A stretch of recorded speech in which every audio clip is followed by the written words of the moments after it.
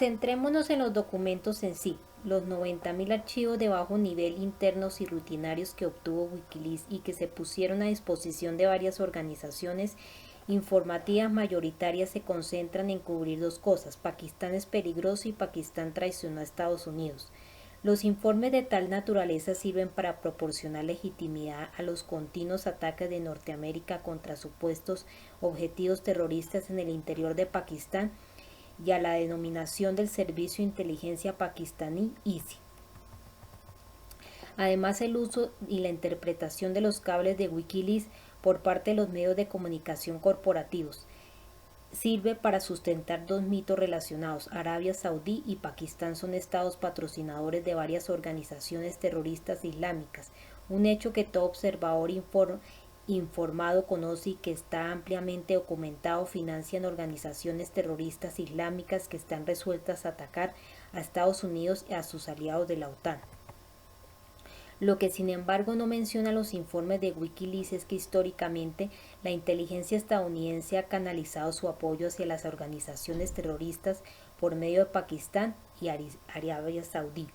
Se trata de operaciones de inteligencia encubiertas subvencionadas por Estados Unidos que utilizan las inteligencias pakistaníes y saudíes como intermediarios.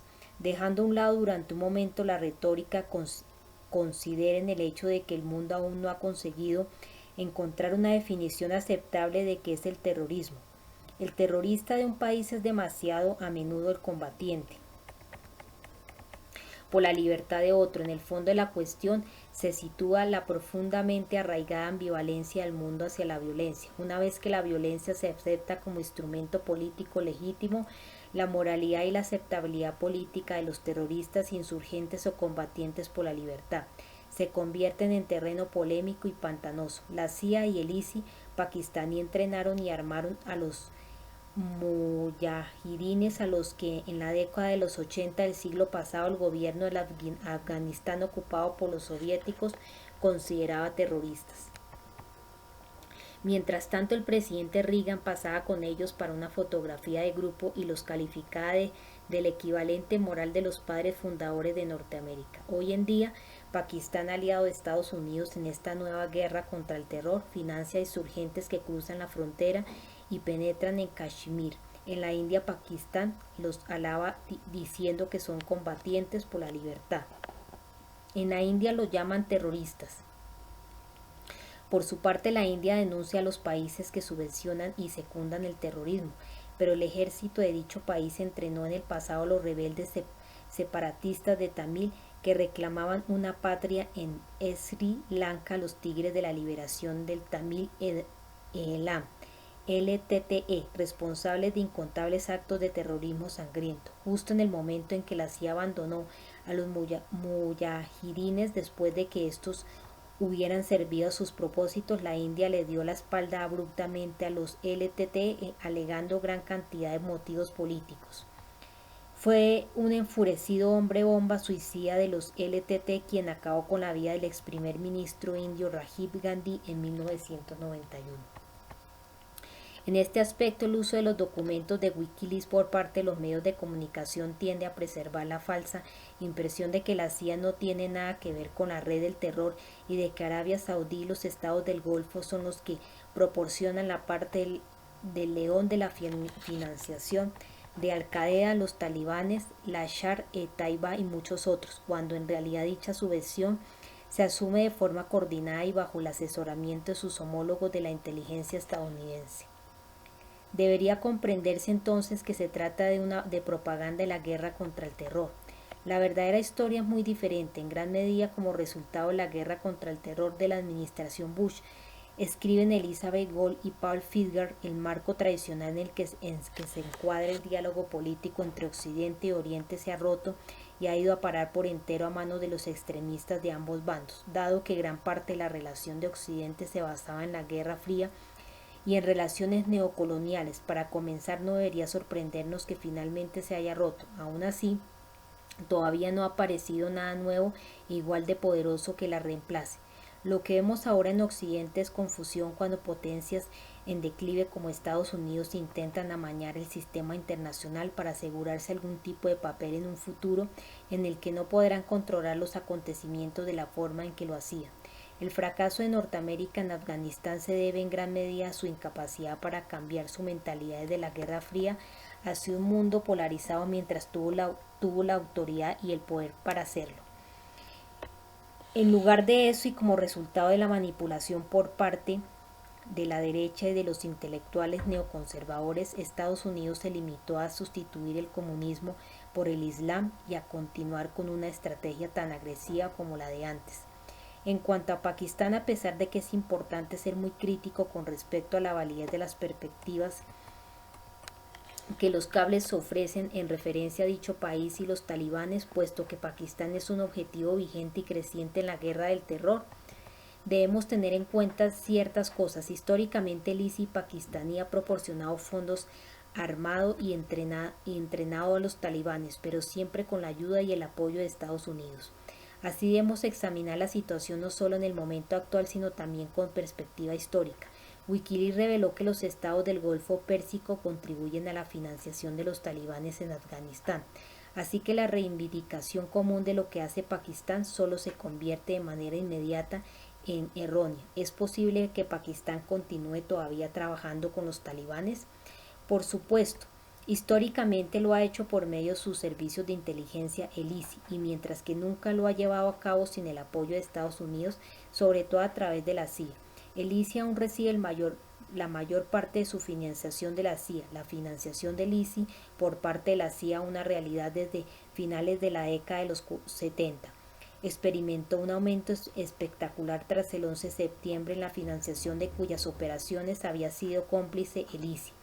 De ese modo, la CIA recompensó a los financiadores del 11S aumentándole los fondos.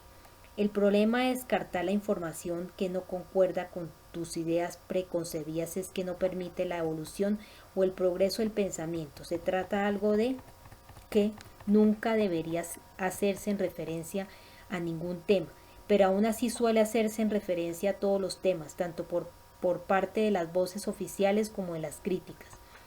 Con Pakistán debemos entender que mientras que históricamente ha sido un aliado incondicional de Estados Unidos en la región, ya se ha sostenido todos y cada uno de los gobiernos y ha apoyado todos y cada uno de los golpes de Estado. Las ambiciones geopolíticas norteamericanas han variado como resultado de la cambiante realidad geopolítica del mundo. Pakistán se ha ido acercando cada vez más a China, país que construyó un puerto marítimo de gran importancia en la costa de Pakistán, que le permite acceder al Océano Índico. Se trata de una amenaza estratégica hacia la India y Estados Unidos, en un sentido más amplio, ya que dicha nación busca someter y controlar la creciente influencia china. Al mismo tiempo que intenta formar parte de los esfuerzos por la integración internacional del gigante asiático, concretamente en lo que a lo económico se refiere. La India y Pakistán son enemigos históricos y entre ellos ya se han producido guerras con anterioridad. La India y Estados Unidos mantienen una alianza estratégica y el país norteamericano ayudó a la India con su programa nuclear, hecho que produjo un gran disgusto entre los pakistaníes que se acercaron más a China. Pakistán ocupó un área de la mayor trascendencia estratégica, sus vecinos son Afganistán, China, la India e Irán. Es importante que los gobiernos y los políticos comprendan que manipular unos sentimientos humanos tan enormes y arrasadores a favor de sus estrechos propósitos tal vez produzca resultados inmediatos, pero final e inexorablemente tiene consecuencias desastrosas. Inflamar y explorar los sentimientos religiosos por motivos de conveniencia política es la herencia más peligrosa que los gobiernos o los políticos pueden legarle a cualquier pueblo, incluyendo al que ellos pertenecen. Las personas que viven en sociedades arrasadas por la intolerancia religiosa o similar saben que todo texto religioso desde la Biblia hasta el Bhagavad Gita es susceptible de ser minado y malinterpretado para justificar cualquier cosa, desde la guerra nuclear hasta el genocidio pasando por la globalización corporativa. Pero esto es tan solo la punta del iceberg. También parece haber una gran cantidad de información encubierta y valiosa que no encaja en un molde predeterminado y que ha sido implantada por la prensa mayoritaria. Las revelaciones no solo desafían las percepciones estadounidenses de Estados Unidos, sino de todas las naciones y sus respectivas poblaciones, y a los supuestos señores del universo. Esa falta de control les resulta inquietante. Esta es probablemente la razón por la que los medios de comunicación corporativos están tan profundamente involucrados en la diseminación de tal información. En otras palabras, profundamente involucrados en la interpretación del mensaje. Por ejemplo, las diferencias históricas y culturales entre los distintos grupos étnicos se atribuyen sin más a varias células locales de Al-Qaeda, si creemos lo que dice Wikileaks. Una área fundamental acerca de la que se ofrece información engañosa en la prensa mayoritaria es la violencia callejera en la provincia Balochistaní de Pakistán, ya que supuestamente está orquestada por elementos terroristas locales con estrechos vínculos con Al-Qaeda.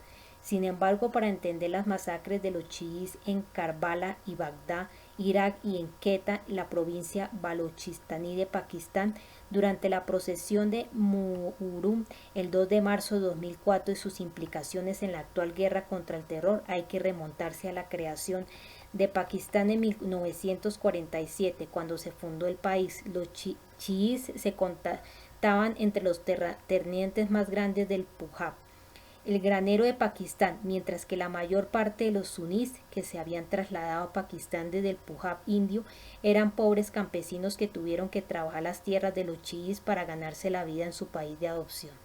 Fue a todas luces la explotación de los sunís por parte de los terratenientes chiíes lo que desencadenó el proceso de polarización entre las dos sectas islámicas en Pakistán.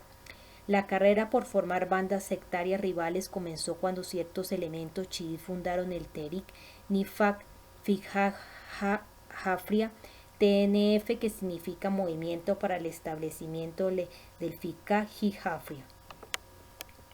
La escuela chií de jurisprudencia islámica, que más tarde pasaría a denominarse Tehrik-e-Frai Pakistán, como respuesta a ese intento de una minoría por imponerle sus ideas a la mayoría, Maulana Haq Nasr, un clérigo de Obadi, una subsecta dentro de la suní, fundó en Han, un distrito de Punjab pakistaní, una organización extremista suní llamado el Ahmad Sipahi Sajah Pakistan ASSP, que más adelante cambió su nombre por el Sipa-e-Salah Pakistan SSP.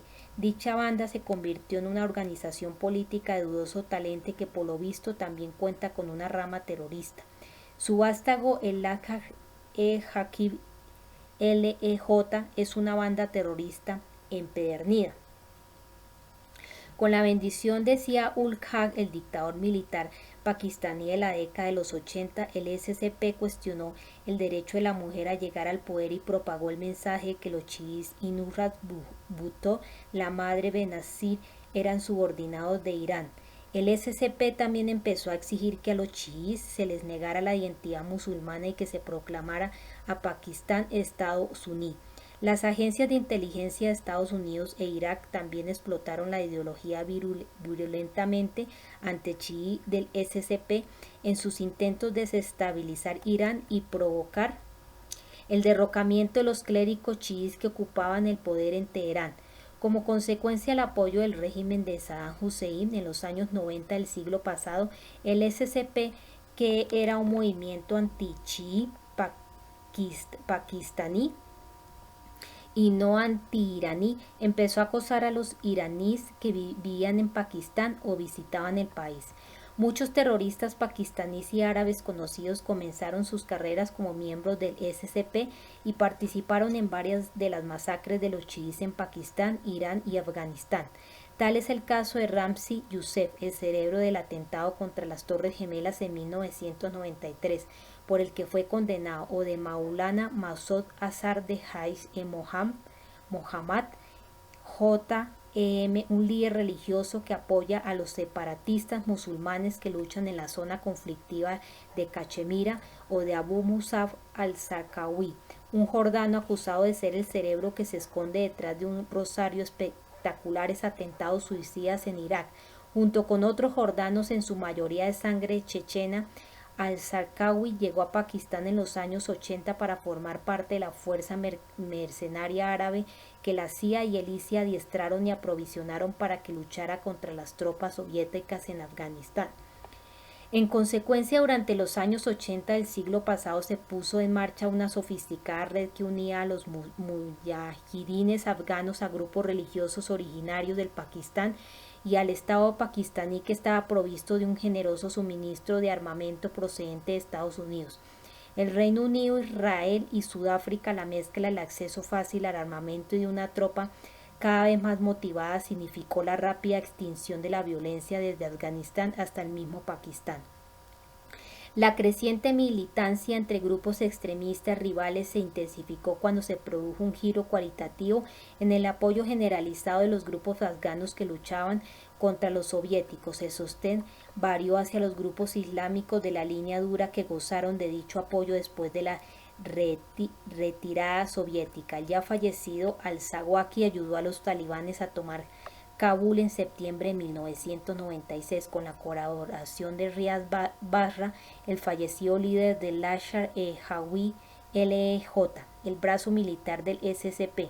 Al contrario de lo que afirmaban las flagrantes mentiras difundidas por Bush y Blair, a Osama Bin Laden nunca le gustó Saddam Hussein, puesto que lo consideraba un renegado debido a sus políticas laicas y socialistas.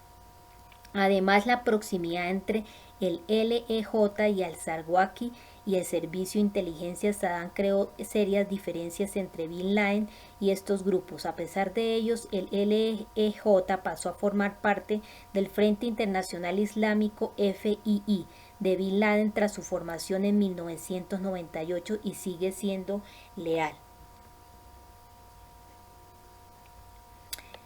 Hasta el año 2002, las actividades del LEJ contra los chiíes se centraron solamente en el Punjab y Sindh, la provincia de Balochistán, que abarca una área enorme en el suroeste de Pakistán, fronteriza con Afganistán e Irán, que quedó bastante libre de incidencias antichiíes. La cosa cambió con la detención por parte de las autoridades pakistaníes en marzo de 2003 de Khalid Sheikh Mohammed KSM, uno de los conspiradores de los atentados del 11 de septiembre y su posterior entrega al FBI.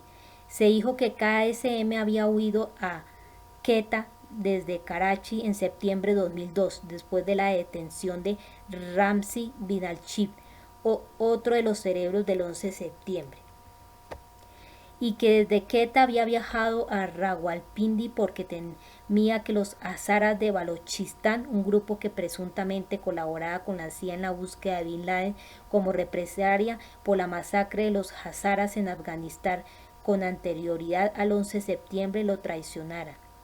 Los hazaras son musulmanes chiíes y por consiguiente enemigos de los talibanes musulmanes suníes radicales. La masacre de los chiíes acaciada en Quetta el 2 de marzo se produjo a su vez como represalia por su presunta colaboración con los norteamericanos en dicha búsqueda y en parte se dirigió contra el por aquel entonces presidente Pervez Musharraf para que suavizara sus medidas en contra de los grupos extremistas islámicos y también para minar su apoyo a Estados Unidos. A nada de esto se le otorga ninguna atención en la prensa mayoritaria, cientos de miles de páginas acerca de Pakistán y ni una sola palabra sobre la división suní-chií. ¿Cuál real es eso? Lo que es indudable, incluso desde antes de la invasión de Irak, es que elementos terroristas pertenecientes al FII de Bin Laden empezaron a concentrarse en aquel país procedente de Arabia Saudí, en Irán, para iniciar un yihad contra los estadounidenses.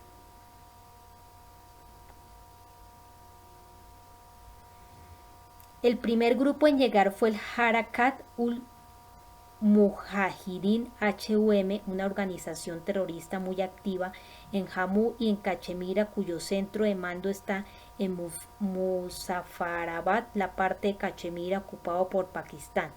El único propósito del mencionado grupo era anexionar Jammu y Cachemira e integrarlas en Pakistán.